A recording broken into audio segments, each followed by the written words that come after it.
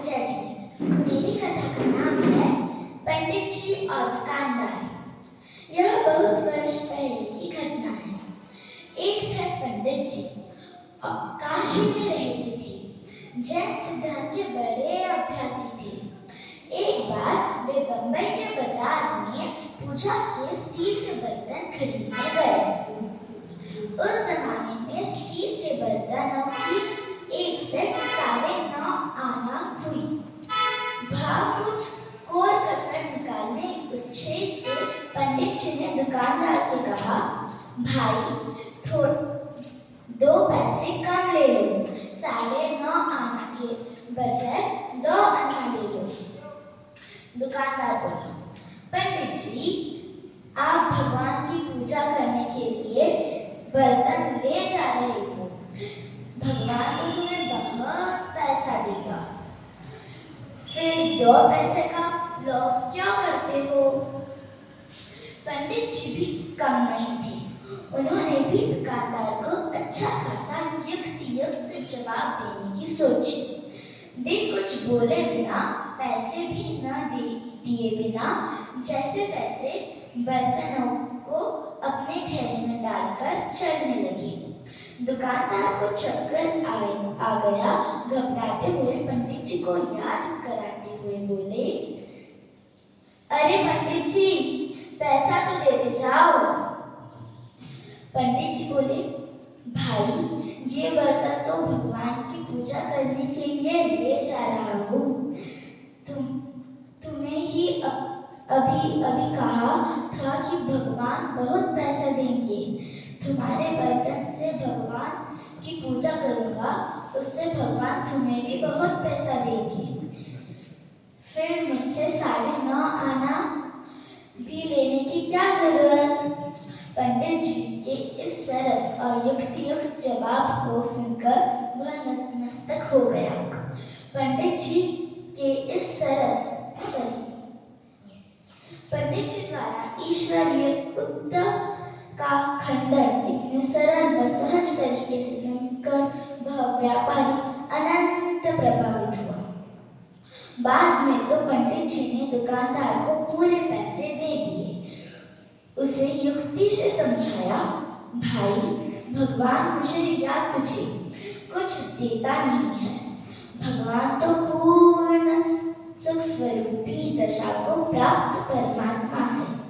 वे पूजा प्रसन्न होकर कुछ देते नहीं हैं और निंदा करने पर सजा नहीं देते। हम तो पूजा के द्वारा गुणों के प्रति बहुमान प्रकट करते हैं। उससे हमारी परिणाम जितनी विशुद्धि हो उतना हमें लाभ है। पंडित जी का परिचय। बनारस के ये पंडित जी थे। पंडित जी फूलचंद जी सिद्धांत शास्त्री। उन्होंने ये प्रसंग फतेहपुर गुजरात में हुई जिनबिंबर प्रतिष्ठा महोत्सव के प्रसंग पर सुनाया था। तो चलते हैं इस कथा के सीख की ओर। भगवान कुछ देने पर प्रसन्न नहीं होते और निंदित होने पर क्रोधित नहीं होते, क्योंकि वे वितरागी है और सर्वज्ञ है। धन्यवाद। जय जिनेन्द्र। वृद्धावस्था से क्या घबराना, बुढ़ापे में शरीर काम न करता हो, प्रतिकूलता के ढेर लगे हो, सेवा सुरक्षा करने वाला कोई भी न हो, तो भी बापू तू घबराना मत, मेरा कोई भी नहीं है ऐसा सोचकर हताश मत हो जाना। तुम्हारे जीवन पर्यंत के उत्तम संस्कारों की अमूल्य निधि तुम्हारे पास ही है। जीवन के अंतिम समय में तुम्हारे भावनाएं ही तुम्हें शांति प्रदान करने वाली है, इसलिए उन पर ही अपना ध्यान केंद्रित करो। शरीर से ममता तो छोड़ना ही है, उससे ममता किया जाए ऐसा शरीर में है ही क्या? फिर इस शरीर की सेवा करने वाला कोई हो या ना हो, उसकी क्या चिंता? अरे बाबू, आत्मा की चिंता करो, जिससे तुम्हारा भविष्य उत्तम बने। जवानी में भी जो काम ना हो सका उसे शूरवीर होकर अभी कर लो। शूरवीर आत्मा की शूरवीरता को यह शरीर की वृद्धावस्था कोई कमजोर नहीं बना सकती है। यदि चलने फिरने में असमर्थ हो गए हो तो हृदय में ही जिन भक्ति करो, पंच परमेष्टि भगवंतों को याद करो, मुनिपद की भावना करो, शरीर की क्षण भंगुरता और आत्मा की नित्यता का विचार करके वैराग्य की उत्तम भावना करो। बस तुम्हें कोई दुख नहीं रहेगा। अंदर में जिन भावना है तो बाहर की प्रतिकूलता क्या बिगाड़ सकती है। इसलिए खेद छोड़ो और प्रसन्न चित्त से आत्मा की साधना करो। हे मुमुक्ष, जीवन में महावीर शासन को पाकर अब खेद खिन्न जीवन जीना नहीं है। आनंदमय जीवन जियो। अपने जीवन को आनंदमय बनाने के लिए तुम्हें सैकड़ों बार संत पुरुषों के उपदेशों को सुना है, बहुत कुछ पढ़ा है, बहुत कुछ विचारा है। अरे ऐसे आनंद को साधना के अवसर पर खेद कैसा। मोक्ष को निजानंद की प्राप्ति के अवसर में परम उत्साह होता है। अरे मोक्ष, भले ही वृद्ध हो गए तो भी तुम मुमुक्ष ही हो। शरीर भले कमजोर हो गया लेकिन उससे मुमुक्ष बनने के उत्साह को ढीला मत करना। जवानी नष्ट होकर वृद्धावस्था आ गई है परंतु उसमें तुम कोई मुमुक्ष नहीं मिट गए। केवल मोक्ष की ही जिसे अभिलाषा रह गई है। ऐसे मुमुक्ष जीव को फिर किस बात का। अरे जगत में ऐसा कौन सा दुख है जिसके कारण तुम्हें खेद न करना पड़ा। सुनो भाई, तुम्हारे लिए तो अब आत्मा कोई साधना को महा आनंद प्रसंग आया। अतः प्रसन्न चित्त से आत्मा की साधना में लगे जाओ। खेद छोड़ो और विचार करो कि तुम्हें जीवन में कैसा सरस देव गुरु शास्त्र मिले हैं, कैसा सरस मार्ग मिला है और अंदर कितना आनंदमय आत्मा विराजमान है। जगत में इतना सरस योग मिलने पर फिर खेद करने के लिए क्या रह जाता है। खेद करने की आदत छोड़ो और महान उल्लास के साथ शांत भाव से अपने आनंद धाम भगवान आत्मा की तरफ देखो। तुम्हारे जीवन अपूर्ण चैतन्य लाभ से भर जाएगी। परिणामी बिना नहीं रहता। वस्तु की स्थिति सदा एक समान नहीं रहती। इस कहानी से हमें यह सीख मिलती है कि धर्म करने की कोई उम्र नहीं होती। जब अपने स्वरूप का लक्ष्य करेगी वह से धर्म की शुरुआत होती। जय हिंद। जय जिनेंद्र सभी को। मेरा नाम आत्मिक पाटनी है। मैं आज आपको दो दोस्तों की कहानी सुनाने वाला हूँ। एक का नाम है महाबल और दूसरे का नाम है मणिपुत्तु।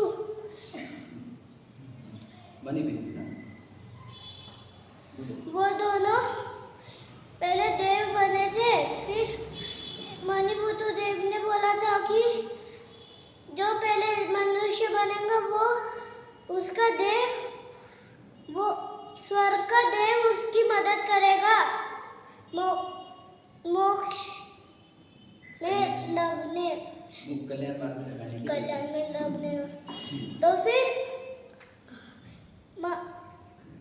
महाबल सागर चक्रवर्ती बना। सागर चक्रवर्ती बने। तो फिर मणिपुत्र बोला कि मणिकेतु बोला कि वो उनके राजमहल में आया उसके राजमहल में आया और बोला कि क्यों आपने वादा किया था कि जो पहले मनुष्य बनेगा वो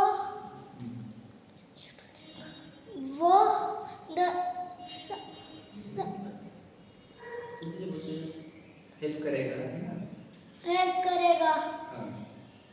तो फिर उसके महल के बाहर एक मुनिराज को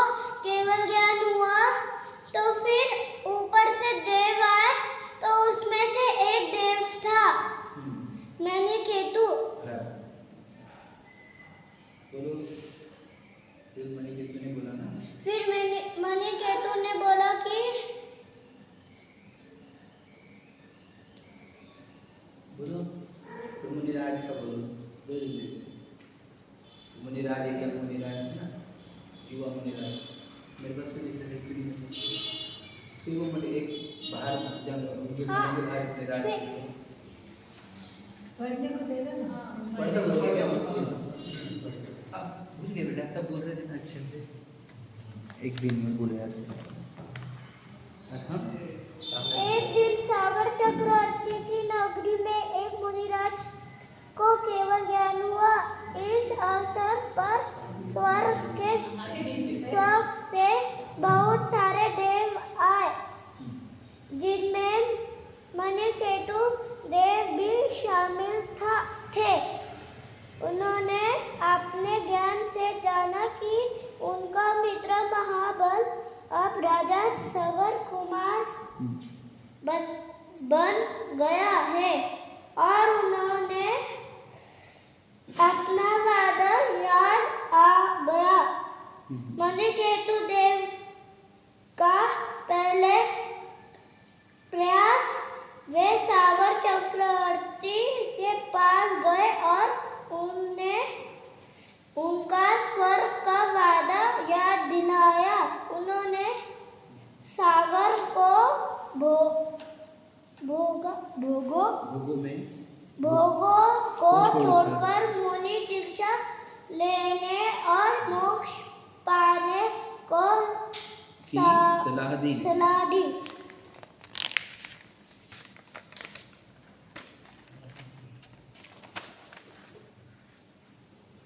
हालांकि सागर चक्रवर्ती को अपने पुत्रों से बहुत मोह था, इसलिए उनने देव की बात पर विश्वास नहीं हुआ और उन पर कोई असर नहीं पड़ा। मणिकेतु देव का दूसरा प्रयास, मणिकेतु देव वापस चले गए, लेकिन अपने मित्र को मोक्ष के मार्ग पर लाने के अपने वादे को पूरा करने के लिए हत्ते।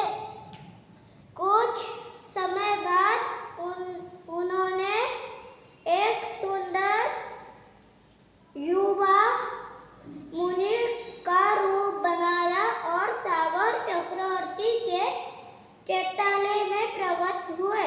सागर चक्रवर्ती ने मुनिराज से पूछा कि वे इतने कम उम्र में तपस्या कैसे कर रहे हो। मुनिराज मणिकेतु देव ने उन्हें जन्म मृत्यु के चिरक कर्मों को नष्ट करने और मोक्ष प्राप्त करने के महत्व के बारे में समझाया। यह सुनकर सागर चक्रवर्ती को संसार से डर लगने लगा, लेकिन उनके पुत्रों के प्रति मोह अभी भी कम नहीं हुआ था और वे मुनिराज के बताए मार्ग पर नहीं चल पाए। मणिकेतु देव ये देखकर फिर से स्वर्ग वापस चले गए। एक बार सागर चक्रवर्ती ने अपने पुत्रों को कैलाश पर्वत पर भरत चक्रवर्ती के मंदिरों को रक्षा के लिए गंगा नदी की परिखा बनाने के आदेश दिए। राजकुमारों ने यह काम जल्दी पूरा कर दिया। मणिकेतु देव का तीसरा और निर्णायक प्रयास, मणिकेतु देव फिर से एक अलग रूप में आए। उन्होंने एक दिष्ट नाग का रूप बनाया और कैलाश पर्वत पर जाकर उन राजकुमारों को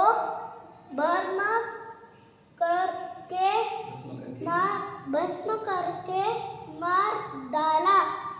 मणिकेतु देव का चौथा प्रयास।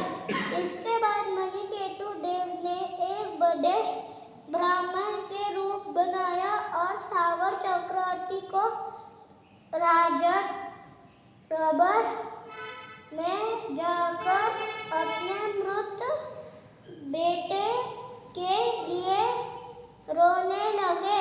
उन्होंने सागर से अपने बेटे का जीवनीत करने का अनुरोध किया।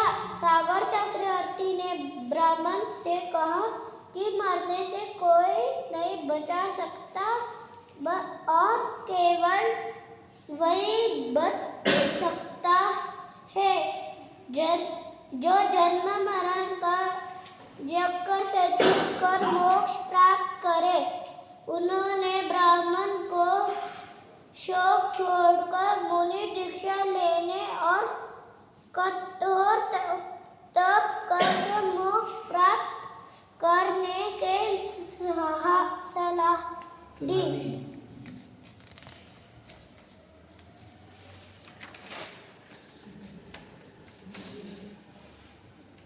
तब ब्राह्मण मणिकेतु देव ने सागर चक्रवर्ती को बताया कि उनके सभी पुत्र कैलाश पर्वत पर मर गए हैं और जैसे वह ब्राह्मण को दीक्षा लेने के लिए कह रहा है, अब उन्हें भी दीक्षा लेने चाहिए।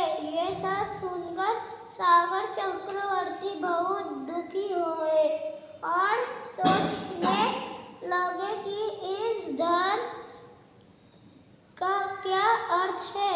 जीवन क्षणभंगुर है और युवावस्था वृद्ध अवस्था में बदल जाती है। उन्हें संसार से वैराग्य हो गया।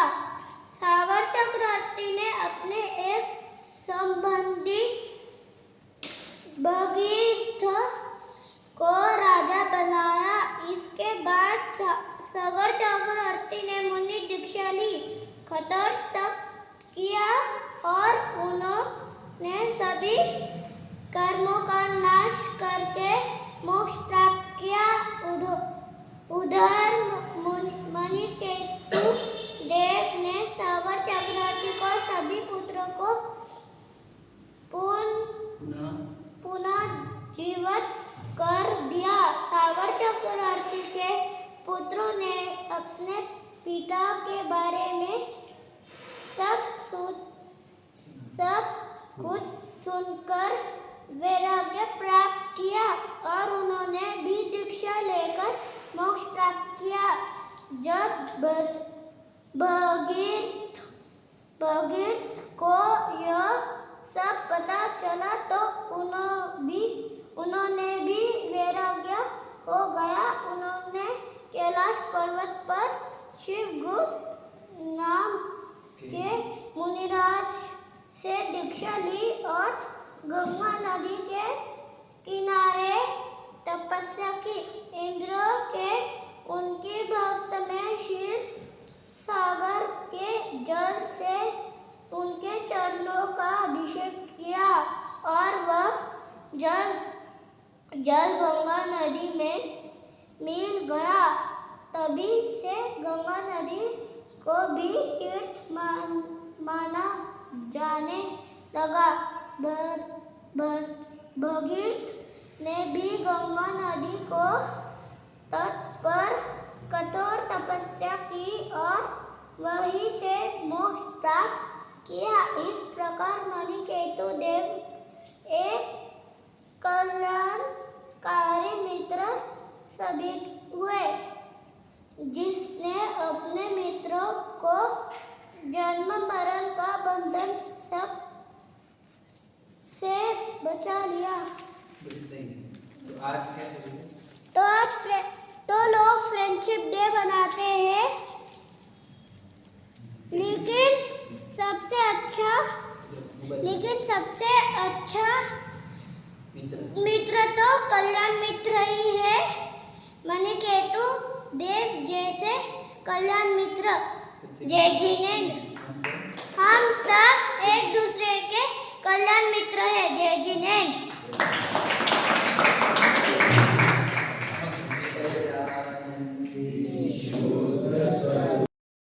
सभी को मैं स्वर्णिम रोहित लोहाड़े आप सभी को रक्षाबंधन के कहानी सुनाने वाला हूँ। क्या आपको पता है कि रक्षाबंधन जैन धर्म में क्यों मनाते हैं? आपको पता है कि जैन धर्म में रक्षाबंधन क्यों मनाते हैं? आइए आज हम जानते हैं। जैन धर्म में 18वें तीर्थंकर अरनाथ के काल में उज्जैनी नाम की एक नगरी थी। वहाँ के राजा श्री वर्मा के और उनके बलि आदि 4 मंत्री थे। ये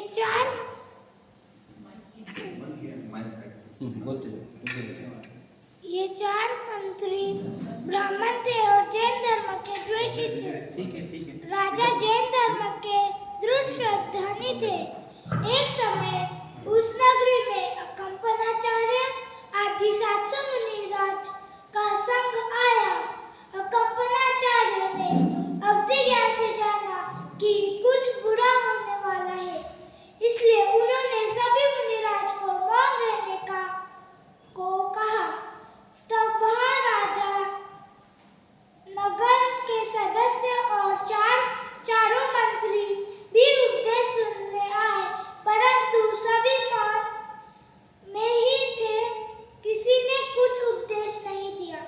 तो 4 मंत्री उनका मजाक उड़ाने लगे और कहने लगे, इन्हें कुछ आता नहीं तो।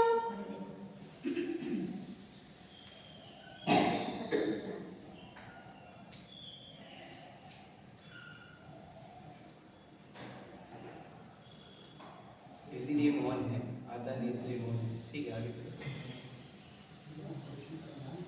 इन्हें कुछ आता नहीं तो तपस्या करने का नाटक क्यों कर रहे हैं? कहते हुए वे सभी वहां से चल पड़े। आगे रास्ते में उन्हें शुद्ध सागर जी मुनि मिले। वे आहार करके आ रहे थे। उन्हें आचार्य के उपदेश के बारे में कुछ पता नहीं था और इस कारण उनमें और मंत्रियों में वाद विवाद हुआ। तो मंत्री परास्त हो गए और बदला लेने का सोचकर वहां से चल गए। श्रुत सागर जी ने यह सारी बात आचार्य को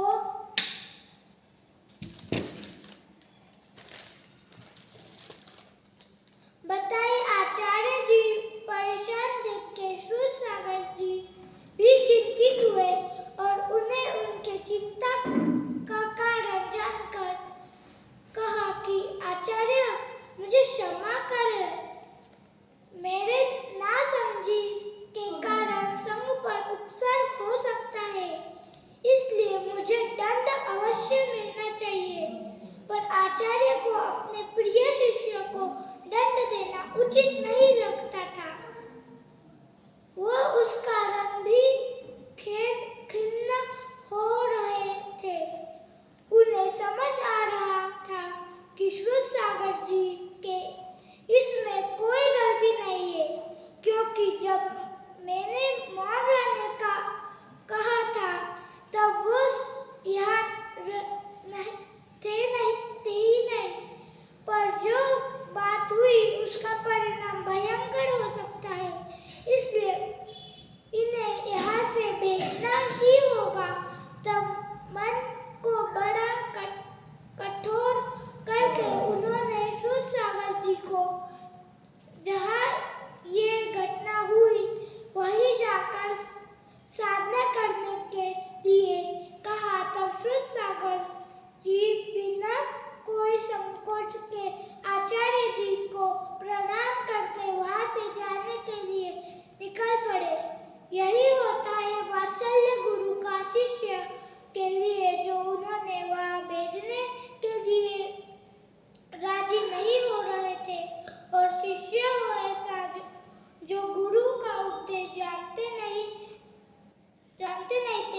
फिर भी अपनी गलती मानकर संकट सहने के लिए तैयार हो गए।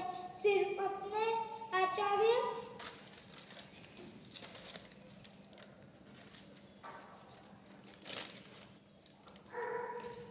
और अपने संग के मुनिराज पर कोई संकट ना आए, कोई उपसर्ग ना हो, इसलिए धन्य है शुद्ध सागर जी, धन्य है कंपनाचार्य जी और धन्य है उनका साधर्मी वात्सल्य। फिर शुद्ध सागर जी वहां जाकर खड़े होकर साधना करने लगे। रात में वे मंत्री बदला लेने के भावना से आए और जैसे ही उन्होंने तलवार उठाई तो देवों ने उन्हें वही आकार में पत्थर में कीलित किया। सुबह यह बात जब राजा को पता चली तो उन्होंने मंत्रियों को राज्य से ही निकाल दिया। फिर वे हस्तिनापुर पहुंचे। वहां के राजा पद्मराय थे। उन्होंने वहां के राजा को प्रसन्न किया तो राजा ने उन्हें वरदान दिया कि जो चाहिए वो मांग लो। तब मंत्रियों संग हस्तिनापुर पहुंचा। तब मंत्रियों ने बदला लेने का निर्णय लिया, इसलिए राज्य दे दिया। जब मुनिराज ध्यान में बैठे थे तो मंत्रियों ने संग के चारों ओर लकड़ियां लगाई और उसे आग लगाई। मुनियों ने इसे उपसर्ग जानकर समाधि धारण की। वही श्रुत सागर जी मुनि मिथिला नगरी में थे। उन्हें यह बात पता चली तो उन्होंने पुष्पदन शुल्लक जी को बताया और कहा कि यह बात विष्णु कुमार जी को बताए, वह ही मदद कर सकते हैं। उनके पास विक्रिया रिद्धि है। जैसे ही विष्णु कुमार जी को पता चला वह हस्तिनापुर पहुंचे और भिक्षुक बनकर बलि आदि मंत्रियों से भिक्षा के रूप में 3 पग जमीन मांगे। मंत्रियों ने हंसकर दे दिया। तब उन्होंने विक्रिया रिद्धि से अपना आकार को इतना बड़ा किया कि पहला ही पग सुमेरु पर्वत पर रखा, दूसरा पग मानुषोत्तर पर्वत पर रखा और तीसरा पग तो हवा में ही था। तब चारों मंत्री के उनकी गलती समझ आ गई और वो चारों मंत्री चरणों में गिरकर माफी मांगने लगे और उन्होंने उपसर्ग को हटाया और इसी तरह 400 मुनिराज की रक्षा हुई। इसलिए श्रावण शुक्ल पूर्णिमा के दिन हम सभी रक्षाबंधन पर्व मनाते हैं। इसी तरह हमें भी प्रत्येक जीव, प्रत्येक प्राणी मात्र की रक्षा करनी चाहिए और सभी को सभी से वात्सल्य पूर्वक रहना चाहिए। तभी हमारा रक्षाबंधन पर्व मनाया सार्थक होएगा। जय जिनेन्द्र।